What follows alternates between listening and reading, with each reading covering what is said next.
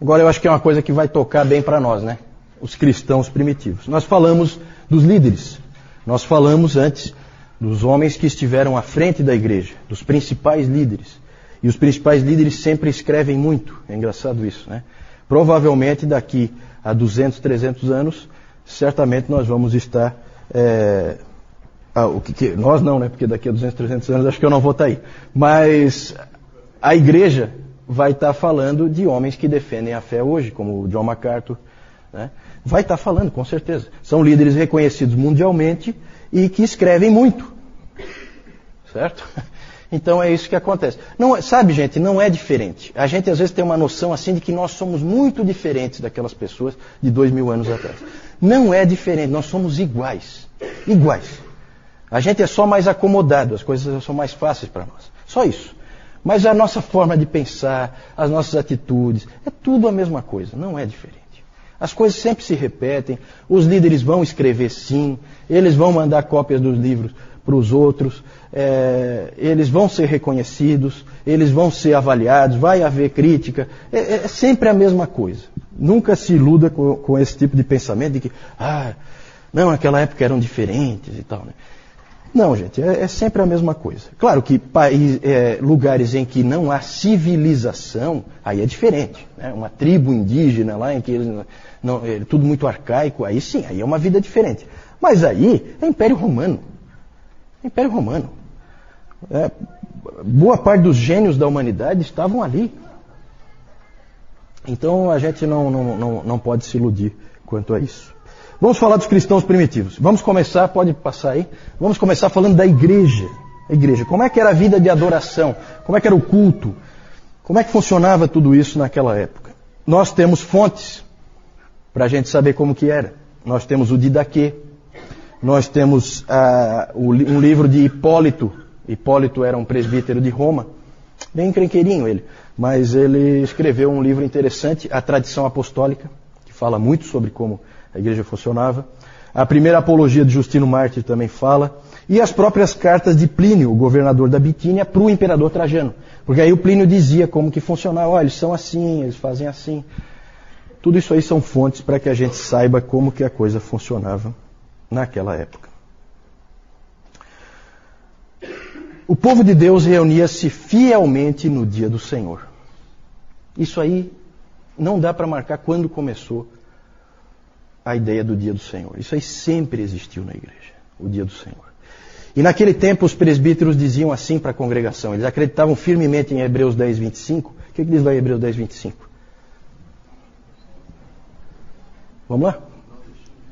Exatamente. Né? Não deixando de congregar-vos como é costume de alguns, eles criam nisso firmemente. E os presbíteros diziam assim, quando você não vinha ao culto no dia do Senhor, você estava rasgando e despedaçando o corpo de Cristo.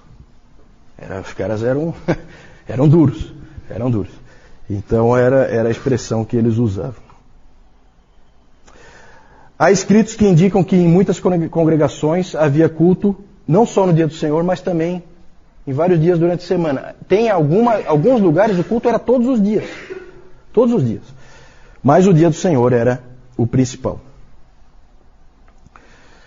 Também, já desde o início, a gente vê no livro do Hipólito, que foi presbítero em Roma no século III, a gente vê que desde o início já havia a ideia do tempo devocional, né, em que você sozinho orava a Deus, lia as Escrituras. A ideia, isso aí aparece, deixa eu ler para vocês um trechinho aqui.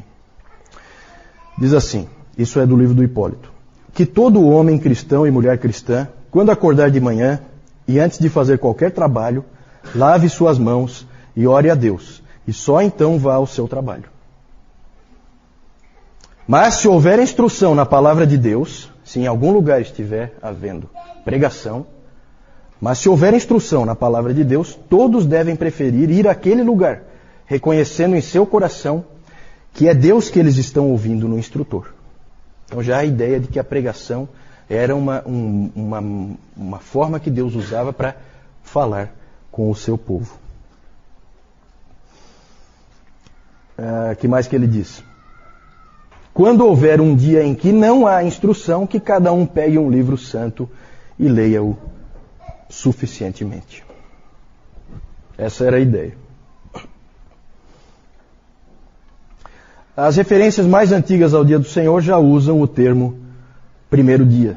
No primeiro dia da semana. Sempre foi primeiro dia, tá? Essa história de que tinha que ser no sábado e tal. Ninguém é judeu, tá, gente? Sempre, se você é cristão, é primeiro dia.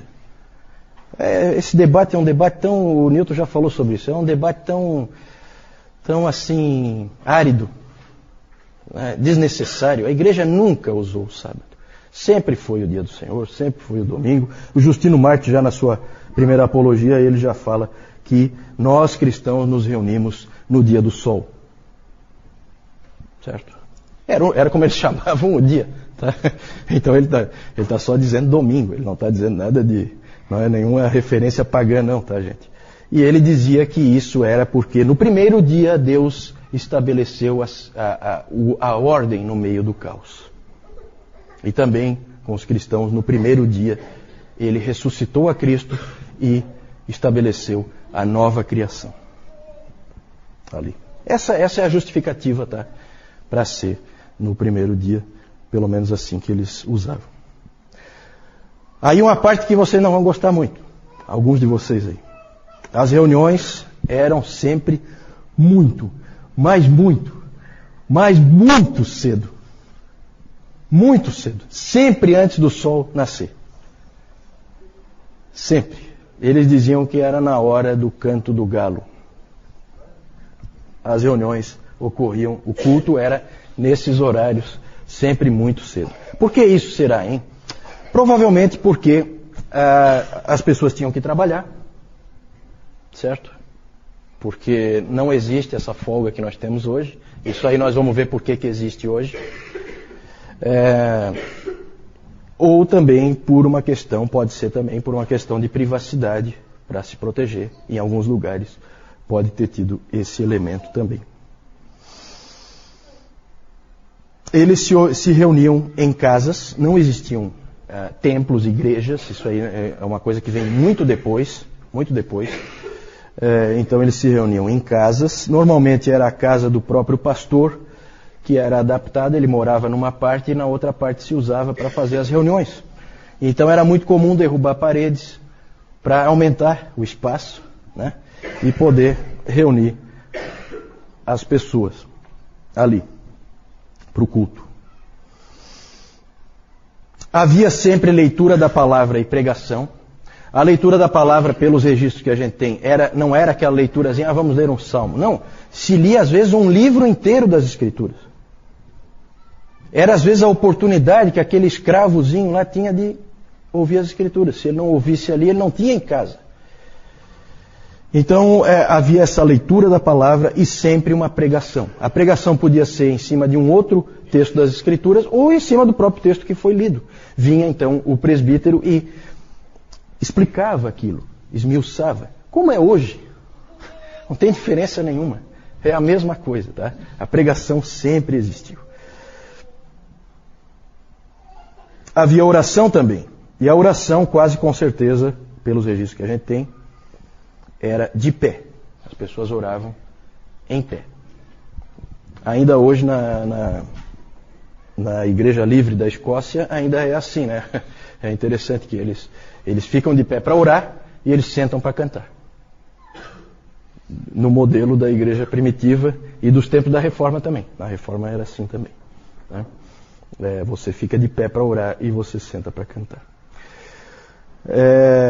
A oração normalmente era feita por algum dos líderes, algum dos presbíteros ou um diácono, e ele elevava a voz em oração extemporânea, e também era usado aquelas orações mais responsivas, né? Aquela oração mais litúrgica, que algumas igrejas, não é só a Igreja Católica Romana que tem esse tipo de oração, e existem igrejas protestantes que têm esse tipo de oração, em que, né, oração decorada, vamos dizer assim, em que o indivíduo puxa e a congregação responde e tal. Também isso aí existia. Boa parte das descrições que nós dispomos, elas não mencionam cânticos, mas também muitas outras mencionam cânticos, certo? É quase certo que todas as igrejas cantavam salmos e depois, mais tarde, hinos. a ceia do Senhor era celebrada todo domingo. Todo domingo. E sempre só participava da ceia do Senhor quem? Os batizados. Isso mesmo, dona Carlota. Os batizados. Os batizados participavam da ceia. Os catecúmenos, os que ainda não eram batizados, e os visitantes eram dispensados. Eles nem ficavam no local em que a ceia era celebrada. Nós vamos ver que os sacramentos eles tinham uma importância muito grande para a igreja primitiva. E aí, já que falamos dos batizados, começa a acontecer, segundo século e terceiro século, começa a acontecer um fenômeno estranho. O batismo começa a ser cada vez mais adiado. Cada vez as pessoas são batizadas mais tarde. Essa questão do batismo, isso é uma confusão, por isso que eu pus ali, é um problema sério. Porque começou a crescer uma estranha visão de que o batismo lavava os pecados. Olha só como é que as coisas começam a aparecer, as distorções doutrinárias. Então começou a aparecer essa ideia de que o batismo lava o pecado. E aí, era uma coisa muito grave voltar a pecar depois de ser batizado. Porque o batismo só podia ser um. Não podia ter 2 batismos. Então eles começaram a adiar o batismo para que não houvesse o risco do indivíduo pecar e aí não ter mais como lavar o pecado. Interessante, né? Uma coisa esquisita isso aí. E essa prática antibíblica aí, ela foi ganhando força em várias igrejas. E com isso passou a levar muito tempo para o batismo. Havia muita instrução e preparação para os catecúmenos. Os catecúmenos passavam realmente por Eles eram cobrados, eles eram exigidos, eles eram provados. Eles praticamente faziam um seminário para ser batizado. Para vocês terem uma ideia do tempo, podia ser 3 anos. O tempo em que você ficava sendo treinado, estudando, aprendendo com os mestres. Eles iam, ensinavam, percebiam em você se você estava crescendo, se não estava crescendo, se você era fiel, se você não era fiel. Eles te cobravam. Os catecúmenos podiam usar o título de cristãos, eles podiam dizer para os outros, eu sou cristão. Lembram da Perpétua e da Felicidade? Elas eram catecúmenas, elas não eram ainda, elas eram cristãs, portanto, mas elas ainda não eram dos fiéis. O grupo dos fiéis é o grupo dos batizados, é o grupo dos que podem ficar na hora da ceia. Então o título de fiel eles ainda não podiam usar. De qualquer maneira, a igreja passou a ser muito cuidadosa com o batismo. No final da preparação do catecúmeno, era comum ele ter que fazer uma série de vigílias. Sabe o que é vigília, né? Vocês sabem o que é vigília? Vocês sabem? É ficar a noite inteira acordado, orando, né? Isso é uma vigília. Orando, lendo a palavra. Então eles tinham que fazer vigílias, eles tinham que fazer jejuns. Eles eram exigidos. Para você se tornar cristão não era fácil. Não era fácil. É claro que a qualidade dos indivíduos que você acaba tendo lá no fim da linha é de primeira. São os indivíduos que vão morrer lá na espada e não vão voltar para trás. É o mártir lá, os soldados de Sebaste, que vão entrar na água e vão congelar até a morte, mas não vão sair. Certo? Então isso acabou tendo um efeito de fortalecimento da igreja. Agora é claro que a pergunta é a seguinte, é bíblico? Né? Esse aí é outro aspecto. Só que chama atenção, né, gente? Eu não sei, para mim pelo menos chama atenção a importância que era dada para a ceia. A ceia era resguardada como um tesouro em que poucos tinham acesso, poucos podiam entrar, não era para qualquer um. Então havia uma importância muito grande para aquele momento. O catecúmeno antevia aquele momento. Passou a ser comum fazer os batismos sempre no domingo de Páscoa, o domingo de Páscoa passou a ser a primeira data importante para o cristianismo, além do Dia do Senhor. Inclusive depois a questão da marcação da Páscoa virou um problema sério. Eu não vou entrar em detalhes, mas aí virou uma confusão a questão da marcação da data da Páscoa. O sentido do batismo, gente, não era claro. Como eu disse, estava ligado à remissão de pecados. E a própria ideia do pecado original, ela veio do batismo em vez do contrário. Em vez do batismo vir da ideia do pecado original. Então era uma coisa assim estranha. Era mais ou menos assim. Existia o batismo e ele tinha que significar alguma coisa. E ninguém sabia o quê. Então encaixaram um significado nele que não é o bíblico, né? O Didaquê ensinava que só podia haver um batismo. Então começaram esses outros livros a influenciar. Até hoje, todo mundo crê que só pode ter um batismo, né? A não ser que algum seja considerado inválido. É comum nas igrejas batistas, uma pessoa que era católica, foi batizada, né, católico não praticante, não sei o que e tal, foi batizada criança, é comum ela se batizar novamente, certo? Mas só porque considera inválido aquele primeiro, pela fé que ela tem. Mas ficou. O Didaquê disse que é um batismo só e ficou. E é isso aí, é verdade. E passou a ser um problema sério a questão dos pecados que são cometidos depois do batismo. Nós vamos ver os tipos de problemas que isso aí gerou mais para frente. Sabe? Tudo tem uma explicação histórica. Nada é isolado. Tudo tem uma razão de ser. O modo do batismo.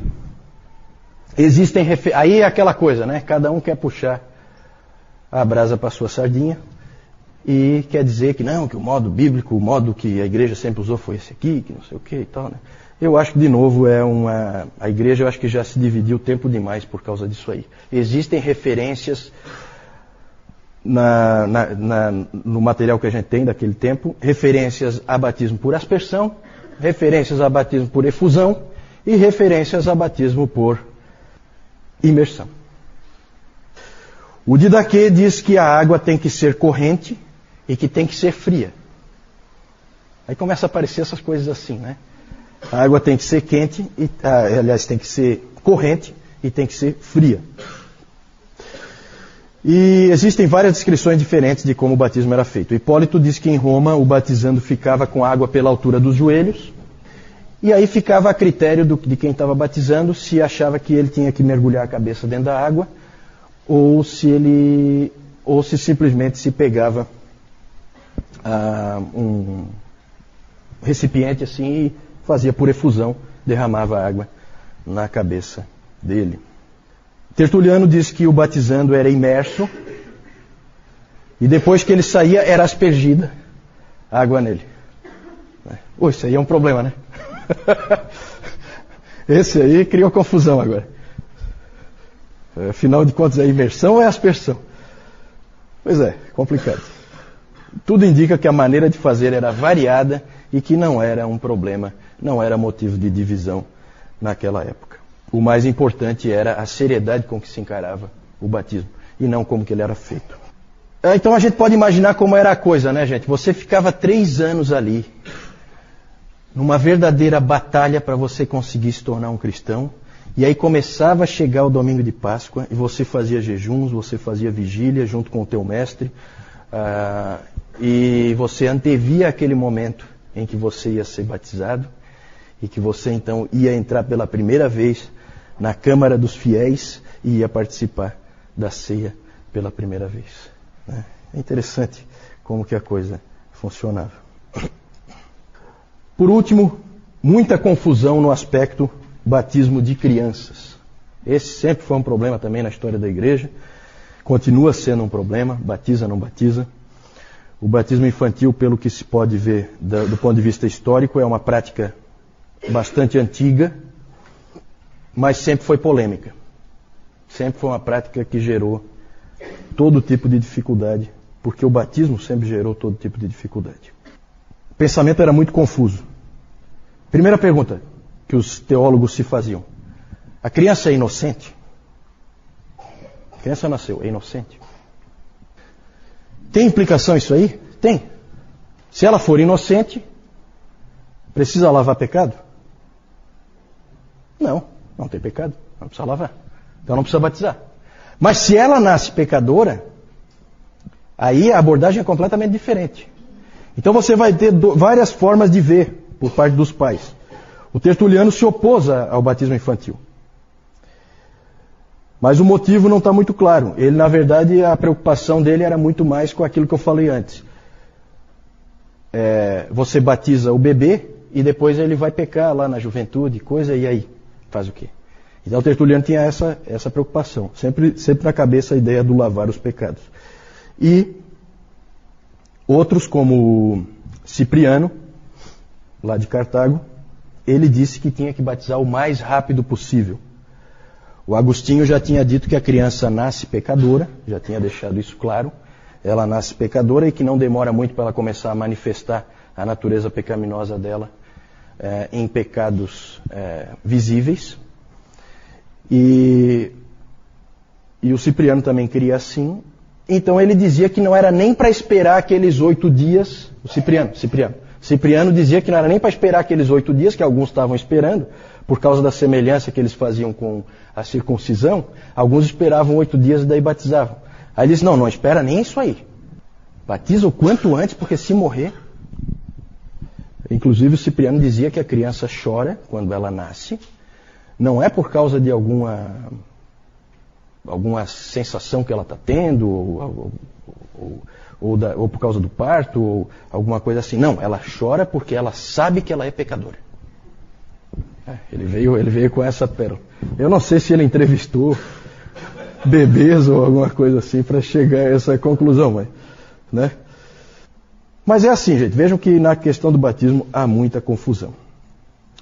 E ainda hoje há muita confusão, concordam? O batismo, e especialmente o batismo infantil, era uma prática em busca de uma teologia. Eu tenho já a coisa, eu só não sei por que eu faço. Certo? Isso aí gera todo tipo de problema. Né? Depois, com a reforma, essas coisas começam a ser mais aplainadas, as coisas começam a ficar um pouco mais claras. Nós vamos começar a perceber, gente, o quanto nós temos que ser gratos à reforma. Porque a coisa está começando a complicar. E começa cedo. O tipo de pensamento estranho que a gente vê aqui.